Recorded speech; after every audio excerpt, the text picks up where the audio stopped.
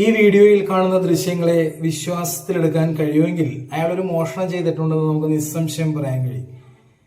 പട്ടാപ്പകല് ആരുമില്ലാത്ത സമയം നോക്കി ഒരു വീട്ടിലേക്ക് കടന്നു ചെല്ലുന്നു, അവിടെ ഇരിക്കുന്നു. കുറച്ച് കഴിഞ്ഞപ്പോൾ ആ വീട്ടിലെ തൂക്കുവിളക്ക് കൈക്കലാക്കിയിട്ട് പതിയെ സ്ഥലം വിട്ടു പോകുന്നു. വളരെ തന്മയത്വത്തോടുകൂടി തന്നെ അയാൾ ആ പ്രവൃത്തി ചെയ്തിട്ടുണ്ട്. ലോകത്തില് ഏറ്റവും നികൃഷ്ടവും ഹീനവും അതുപോലെ തന്നെ ലജ്ജാവഹവുമായിട്ടുള്ളൊരു കുറ്റകൃത്യമായിട്ടാണ് മാനവരാശി ഈ മോഷണത്തെ കാണുന്നത്. ഇന്ത്യൻ പീനൽ കോഡിലും അതുപോലെ തന്നെ ഭാരതീയ ന്യായ സംഹിതയിലും ഈ മോഷണത്തിന് കൃത്യമായിട്ടൊരു നിർവചനമുണ്ട്.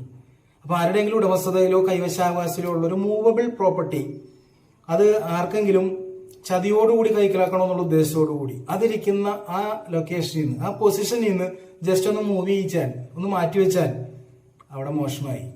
അതായത് അടിച്ചുമാറ്റി വീട്ടിൽ കൊണ്ടുപോകണ്ടാന്ന്. നമ്മളൊരു കടയിലോ അല്ലെങ്കിൽ ഒരു വീട്ടിലോ ഒക്കെ കയറിയിട്ട് എന്തെങ്കിലും ഒരു സാധനം അതിന്റെ പ്രോപ്പർ ലൊക്കേഷനിൽ നിന്ന് എടുത്തിട്ട് നാളെയോ മറ്റന്നാളോ ഒരു കൺവീനിയന്റ് ആയിട്ടുള്ള ഒരു ടൈമിൽ കൊണ്ടുപോകാമെന്ന് കരുതി മാറ്റി വെച്ചാൽ അവിടെ മോഷണമാണ്.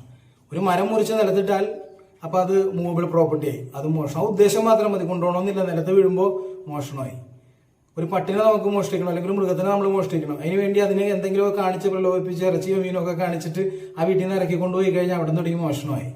ഇതാണ് മോഷണമായിട്ട് ബന്ധപ്പെട്ടുള്ള ഒരു നിർവചനം. അപ്പോ പുതിയ ഭാരതീയ ന്യായ സംഹിത വന്നു കഴിഞ്ഞപ്പോൾ സെക്ഷൻ 303 പാർട്ട് 2 പ്രകാരമുള്ള ശിക്ഷയും കിട്ടുന്ന ഒരു പണിയായി ഇയാളെ കാണിച്ചു വെച്ചേക്കുന്നത്. അതായത് കമ്മ്യൂണിറ്റി സർവീസിങ്. ഇപ്പൊ ഈ പുതിയ നിയമത്തിൽ ചെറിയ മോഷണവും വലിയ മോഷണവും ഉണ്ട്.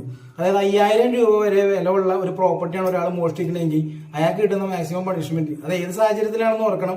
ഒന്ന്, അയാളുടെ ആദ്യത്തെ മോഷണം ഇരിക്കണം. രണ്ട്, അയാൾ ഇത് തിരിച്ചു കൊടുക്കാൻ തയ്യാറാകണം. അതല്ല എങ്കിൽ അയാൾ ഇതിന് തത്തുല്യമായിട്ടുള്ള വാല്യൂ തിരിച്ചു കൊടുക്കാൻ തയ്യാറാണ്. ആ സാഹചര്യത്തിൽ അയാൾക്ക് കിട്ടുന്ന മാക്സിമം പണിഷ്മെന്റ് എന്ന് പറഞ്ഞാൽ കമ്മ്യൂണിറ്റി സർവീസിംഗ് ആണ്.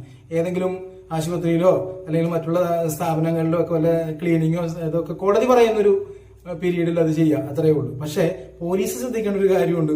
ഇമാതിരി കമ്മ്യൂണിറ്റി സർവീസിംഗ് അവാർഡ് ചെയ്യുന്ന ഈ മോഷണം നടത്തിയേക്കണമെങ്കിൽ പോലീസിന് നേരിട്ട് കേസെടുക്കാൻ പറ്റില്ല. അതിന് കോടതിയുടെ അനുമതി ഉണ്ടാകണം. അത് മാത്രമല്ല, ഇതൊരു ബെയിലബിൾ ഒഫൻസുമാണ്. അപ്പൊ ഇനി വളരെ ശ്രദ്ധിച്ചു വേണം നമ്മൾ കൈകാര്യം ചെയ്യാൻ. കാരണം മോഷണത്തിന് കുറെ ഭേദഗതികൾ ഈ ഭാരതീയ ന്യായ സംഹിതയിൽ വന്നിട്ടുണ്ട്. അതെന്തൊക്കെയാണെന്ന് ഞാൻ അടുത്ത വീഡിയോയിൽ പറയാം. Thank you.